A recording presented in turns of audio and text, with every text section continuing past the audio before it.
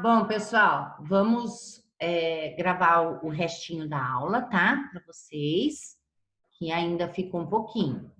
Possível a gente fazer em uma única reunião, ok? Então vamos lá. Bom, terminamos aqui falando, né, da patogenia e explicando todo esse processo também da eosinofilia, que é aí um fator bastante importante que já nos leva, né, quando é investigado, já nos dá aí uma noção, então, que pode estar ocorrendo uma parasitose, ok? Bom, diagnóstico. Como, então, pode ser realizado esse diagnóstico, pessoal? Então, laboratorial, é lógico, né? Exame de fezes é um dos mais simples e que eles podem, então, apontar essa doença, tá? Então, normalmente realizado por sedimentação espontânea ou centrífugo flutuação, já que a gente trata, o ovo é até bastante grande, tá? Exames de fezes através da catocates, então ele vai tanto detectar quanto quantificar esses ovos. No caso das caridíase pulmonar, então, durante esse processo que foi investigado, né, e está naquele momento da infecção que ela está passando pelo primeiro processo de localização nos pulmões, então deve-se fazer a pesquisa de larva na secreção, então, traqueobrônquica e vai, então, acabar tendo que fazer a coleta do escarro, tá? Ou então do aspirado gástrico, porque essa pessoa normalmente também, a todo momento, essas secreções elas podem estar sendo deglutidas. Então, esse aspirado gástrico também vai aparecer essas larvas, tá? Bom, a epidemiologia está ligada a quê, né? Então, as incidências, as prevalências, né, que constrói essa epidemiologia da doença, está relacionada a quê, gente? A grande produção de ovos. A gente já falou de início que essas larvas podem produzir 200 mil ovos por fêmeas. Então, uma quantidade bastante grande de ovos. Dizer que todos esses 200 mil ovos serão viáveis, é claro que não. É por isso que já existe uma produção grande de ovos. Porque muitas vezes essas fezes vão para locais em que não fornecerão um local adequado para esses ovos, né? Então, eles podem se tornar inviáveis, tá? Então, por isso, essa grande produção, para que pelo menos uma parte, então, daquela prole que foi gerada, então, permaneça, tá? Viabilidade, outra coisa que faz com que essa doença, então, também, né, permaneça e seja incidente, é o quê? A viabilidade do ovo infectante por meses no ambiente e muitas vezes até ano no ambiente. Então, isso faz com que essa epidemiologia seja constante, né? Condições precárias de moradia e falta de saneamento básico também, tá? Então, as condições precárias, se temos, né, pessoas vivendo em locais onde ele não pode ter acesso a saneamento, não tem banheiro dentro de casa, não tem água, né, suficiente para fazer a sua higiene, então tudo isso também colabora. Temperatura média e umidade do ambiente elevadas, isso já é também, né? O nosso país é um país aí tropical e isso colabora com a viabilidade desse parasito. A dispersão desses ovos também, tá, gente? Então, posso ter esses ovos que estão no ambiente sendo levados pela poeira, sendo levados por insetos que vão carrear mecanicamente, né, em suas patas e que vão passar sobre seu alimento, posso ter essa dispersão de ovos também atingindo mananciais de água aos quais eu utilizo uma mina e não filtro essa água, né? Não fervo essa água. Grande concentração de ovos no peridomicílio, em volta da minha residência. Então, tudo isso ajuda, né? Em decorrência do mau hábito que as crianças possuem de aí defecarem. A gente acha que isso aqui é difícil, não acontece mais? Gente, isso acontece sim, até mesmo nos dias de hoje, a gente, se for realmente visitar certos locais, a gente sabe que isso ainda ocorre, tá? Então, tudo isso acaba, então, sendo que essas fezes estiverem contaminadas, né, em volta do domicílio, tudo isso, então, essa dispersão dos ovos pode ser otimizada aí, chegando até os seus hospedeiros. A profilaxia, quais são as medidas preventivas, então, que a gente tem em relação a esse parasito que é o Ascaris lumbricoides, tá? Então, principalmente, gente, educação sanitária, né? Ou a educação em saúde, que é importante para os nossos enfermeiros, então, principalmente levando essa educação, gente. É o que move o mundo, então, para realmente, né, diminuir, para literalmente a gente conseguir ter essas medidas preventivas para não adoecer e não para tratar doença. A visão da saúde, principalmente, não só da saúde, da biologia, ou seja, de qualquer área, é sempre a prevenção para não chegarmos à doença, tá? Então, simplesmente essa educação levando higiene pessoal, levando educação preventiva, educação ambiental. Se eu explico para essa pessoa, né, que além da higiene pessoal, ela necessita também saber que uma das coisas que ela precisa estar amparada para que ela não se contamine, é que o ambiente também esteja livre desses parasitos. Então, qual é? Não tem o banheiro, mas criança tem que fazer cocô lá fora. Então, que se reserve um local, né? Então, levar tudo isso, esse tipo de ajuda. E aí é que a gente vê o quão a gente tem que trabalhar, então, com a população para que isso realmente, gente, comece a fazer parte, então, da ação, da atitude mesmo dessas pessoas, tá? Então, construção de fossa séptica, isso é importante. Estou restringindo aquelas excretas a um local, onde depois de tempos em tempos eu posso tratar, né, aquelas excretas. A gente sabe que caiar, né, tudo isso ajuda bastante. Tratamento em massa dessa população que está doente, então isso é importante. Se eu trato do doente, eu não tenho este doente, então, eliminando os ovos, que é o meio de propagação da parasitose. Proteção dos alimentos contra poeira e insetos, gente.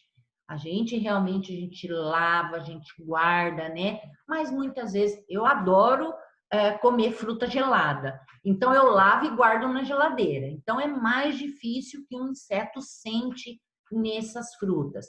Mas tem gente que odeia, gosta de comer uma fruta natural, né? E muitas vezes a gente larga somente numa fruteira.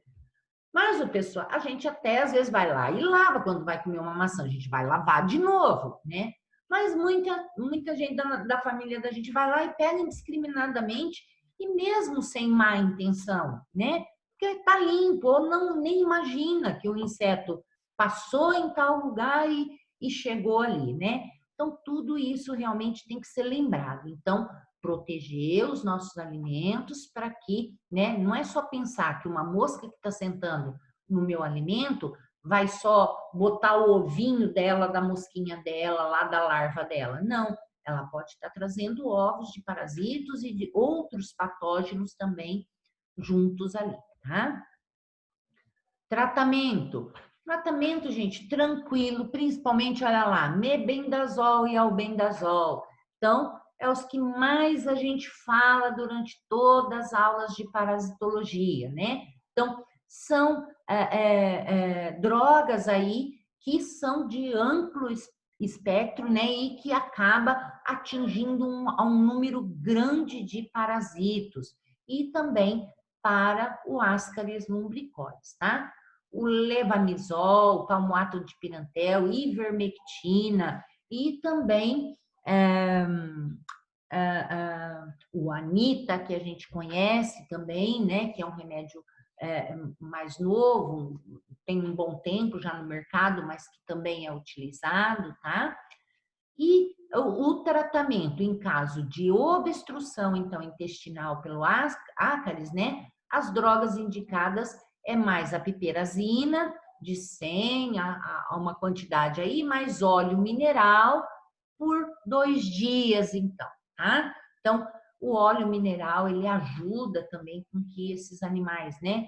Tem alguns componentes aí que faz com que esses animais, então, se desprendam aí do intestino também, tá? A gente, quando era criança, minha mãe dava muito aquele licor de cacau, né? Não sei, deve existir ainda nas farmácias, né? Mas que é um tratamento que depois eu vi que a minha filha, quando era pequena, a pediatra dela ainda indicava, né? A gente estava conversando sobre parasitos e ela falou que ela ainda indicava o licor de cacau quando ela observava, então, que a criança tinha uma alta infestação de parasitos. Por quê?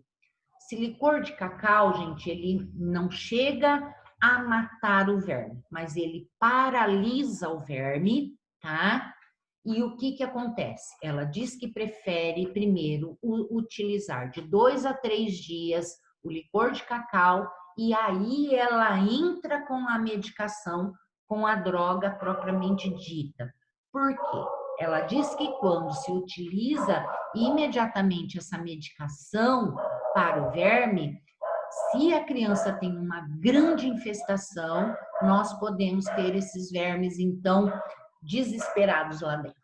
Desesperados, ao qual eles podem perfurar o intestino, subir para o estômago dessa criança, começar a vomitar esses vermes, tá? Então, pode ter um monte de coisa. E ela falando que o licor de cacau, primeiro, então, paralisa o verme e esse verme paralisado, ele não consegue se segurar nas voltinhas. Então, a criança vai eliminar um monte pelas fezes. Eles vão se desgrudar. O restante que ficar, aí sim será morto através, então, da medicação. E é interessante porque uma vez que nós tomamos esses medicamentos, gente, muito dificilmente a gente vê os vermes inteiros nas fezes, tá? Essa medicação, essas medicações, elas têm, assim, uma propriedade bem grande, ao qual elas acabam literalmente derretendo esse verme. Então, mistura o bolo fecal, você não consegue saber se existia realmente um verme ou não ali no meio daquele bolo fecal, tá? É só uma curiosidade, acabei enchendo seu tempo aí, né, Silvia? Mas eu achei, assim, que era legal lembrar disso aí, porque eu achei, assim, que nem se usava mais. Ela falou, não, utilizo sim, né? Então, é bem interessante. É isso, Silvia, tá? Terminamos aí. Daqui a pouquinho eu já posto lá, tá bom? Tá bom, professora. Tem alguma dúvida de hoje? Na verdade, na hora que o professor falou que ele vai para o estômago, eu me lembro na parte do suco gástrico, porque não mata. O gástrico, Não, por ser ácido, não mata. tá meio picando, Silvia. Então, o suco gástrico não vai matar isso. Não, infelizmente não. A cutícula deles tem quitina, e então não chega a atravessar. Lembra que eu falei que ela é impermeável? Então, não vai atingir a larvinha. Mesmo pequenininha, você viu? Não atinge o ovo e não atinge ela de larva depois que ela passou no pulmão e ela é deglutida. Já devido mesmo a essa quitina que está na constituição da epiderme dela, né? E que ela é bastante resistente e impermeável. Então, o suco gástrico não vai fazer nem doce para ela. Não vai fazer nada. Tranquilo.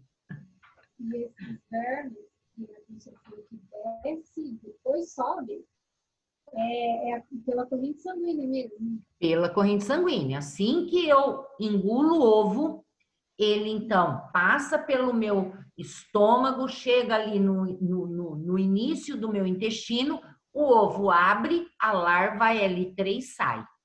Ela perfura o intestino, porque ela é muito pequenininha, isso não vai fazer nem nada, perfura o intestino e já atinge, então, ou seja, os vasos linfáticos ou os vasos ali das veias mesentéricas que eu falei para você, que elas estão pertinhas do fígado, entre o fígado e o intestino. Ali é corrente sanguínea. Passa pelo fígado e vai para o pulmão, coração, pulmão, e lá no pulmão é que é o local que elas têm que fazer o resto da troca da muda em L4, em L5, e aí depois que ela está em L5, aí ela vai sair de novo do pulmão e fazer a subida de novo. Subiu, chegou aqui na glote, né? Então, ou eu tuço, porque aquilo, né, é cheio de larvinha, ou eu tuço e joga fora, ou então, muitas vezes você faz só e engole, aí sim que é o bom para elas, porque daí elas pegam de novo o trato digestório, passa pelo estômago e vai para o intestino delgado, e aí sim, como ela já está em L5, aí é só ela crescer então. Em 30 dias estão adultos e estão se reproduzindo. Então, é outra coisa também, essas medicações que falam que tem que tomar a cada ano. O medicamento, né? O antiparasitário, né? Por que ser a cada ano, na verdade? Quando eu tinha minhas crianças pequenas, o pediatra fazia a medicação de 6 em 6 meses. 6 em 6 meses ele fazia, então, um lotezinho era um medicamento único. Eles bebiam lá o frasquinho, pronto, e acabou. Eles eram pequenos, aí tomavam o frasquinho, né? Mas ele sempre falou, olha, e principalmente ele falou, gente, não mediquem somente seus filhos. O pai e a mãe têm que tomar junto. É a família toda tomando o antiparasitário, tá? Porque principalmente quando a gente vai tratar de um outro parasito, que a gente vai falar do enteróbios, né? Do oxiurus, que era falado antigamente, o que dá coceira no ânus.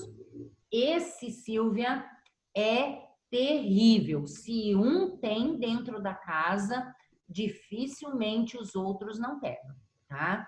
É bem complicado tratar do oxiurus. É um dos mais chatinhos para ser tratado. Então, normalmente, a gente que não percebe... Oi? Essas medicações, então, é para evitar que eles façam essas mudanças de alimento? O medicamento, você fala? Isso. Não, o medicamento vai matar. Vai matar esses vermes, tá? Então, eles agem, ou um ou outro, ele tem uma forma de agir, né? Dependendo, ele vai direto ou para células lá e tal, e essas células não vão deixar ele trocar de muda, e aí, se ele não cresce, ele não passa de fase e ele não vai sair tipo do pulmão, morre. Aí é lógico, ele vai ser digerido ali e vai sumir, tá? Outro medicamento vai mexer com o quê? Se eu tô com verme adulto, por exemplo, vai mexer que vai deixar as fêmeas e os machos inférteis. Aí, filha, aí também mata. Paralisante, vai o quê? Vai tirar, vai paralisar e sem eles engolirem, eles não podem sobreviver, né? Ao mesmo tempo, esses remédios também, eles vão, que nem eu falei para você, eles praticamente derretem, a gente nem consegue ver, né? Eles em meio às fezes. Às vezes percebe alguma coisinha, um catarrinho, alguma coisa, ou é ou pode não ser também, né? Então a gente não vai descobrir muito ali se teve ou não. Só vai saber que tinha se saiu em um exame, né? Mas propriamente dito, ver o verme depois é bem, bem difícil, tá? Obrigada, viu? Imagina, por nada. Só isso. É só isso, professora. Então tá bom. Boa Até noite, a viu? próxima, Silvia. Até a Obrigada, tá? próxima. Beijo. Tchau, tchau. Tchau. Beijo, tchau.